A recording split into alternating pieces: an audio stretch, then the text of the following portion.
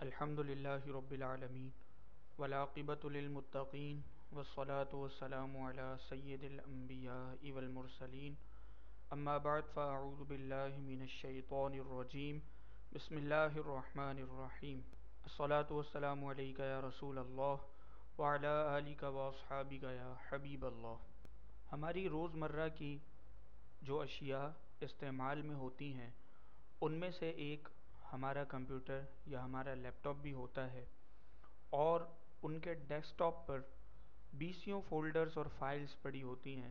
ان میں سے ایک آدھ کے علاوہ سبھی یا تو استعمال ہو چکی ہوتی ہیں یا انہیں ڈیلیٹ کرنا ہوتا ہے، اور کئی اہم بھی ہوتی ہیں جنہیں اہمیت دینے اور محفوظ رکھنے کی ضرورت ہوتی ہے۔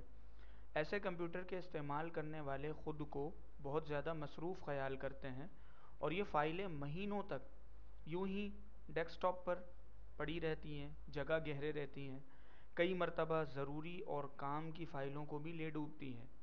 ایسا ہی کچھ ہماری اپنی زندگیوں کا حال ہے۔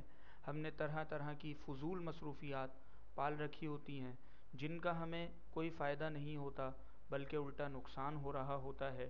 اپنی زندگی سے فضول چیزوں کو نکالنے کے لیے کبھی اکیلے بیٹھیں، کاغذ اور قلم کی مدد سے اپنے دن اور رات کے معمولات اور اپنی تمام عادتوں کو لکھیں، اور پھر غور کریں کون سا کام ضروری ہے اور کون سا غیر ضروری ہے، کون سا کام اہم اور کون سا زیادہ اہم اور کون سا غیر اہم کام ہے، کسی کام کو کیے بغیر زندگی کی گاڑی چل سکتی ہے، کس کام کو کتنا وقت دینا چاہیے اور آپ کتنا دے رہے ہیں، آپ کی کون سی عادت آپ کے ساتھ ساتھ دوسروں کے لیے بھی فائدہ مند ہے جبکہ کون سی عادت آپ کے ساتھ ساتھ دوسروں کے لیے بھی نقصان دہ ہے۔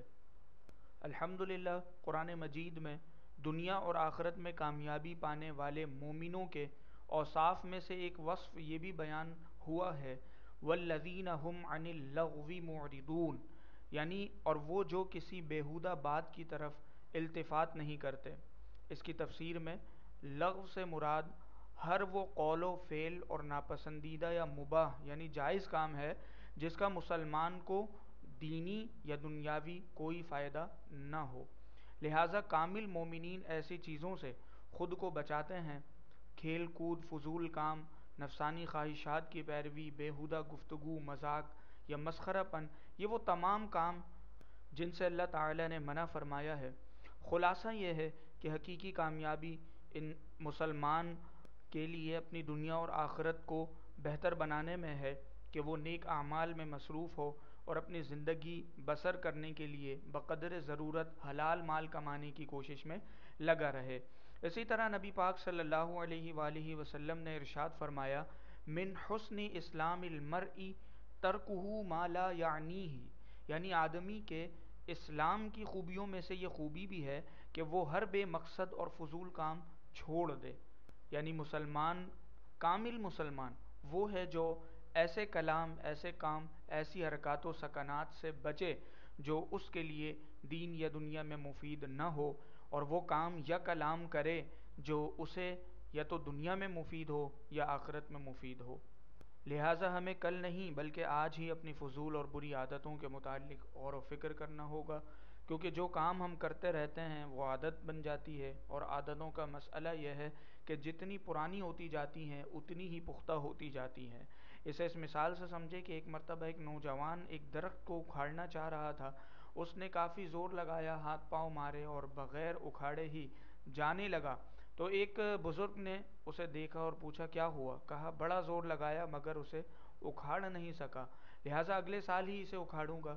تو اس شخص نے کہا کہ اگلے سال تو آج سے زیادہ کمزور ہوگا، اور یہ درخت آج سے زیادہ طاقتور ہو چکا ہوگا کہ اس کی جڑیں مزید مضبوط ہو چکی ہوں گی اور تیرے اعضاء زیادہ کمزور ہو چکے ہوں گے۔ لہٰذا بری عادتوں کو جتنا جلد ہو سکے انہیں ترک کر دینا چاہیے اور نیک عادتیں اپنانی چاہیے۔ اللہ کریم سے دعا ہے کہ ہمیں دنیا اور آخرت میں کامیابی و کامرانی عطا فرمائے اور اپنی اصلاح کی طرف بھرپور توجہ کرنے کی توفیق عطا فرمائے۔ آمین بجاہ النبی الامین، وآخر دعوانا ان الحمد للہ رب العالمین۔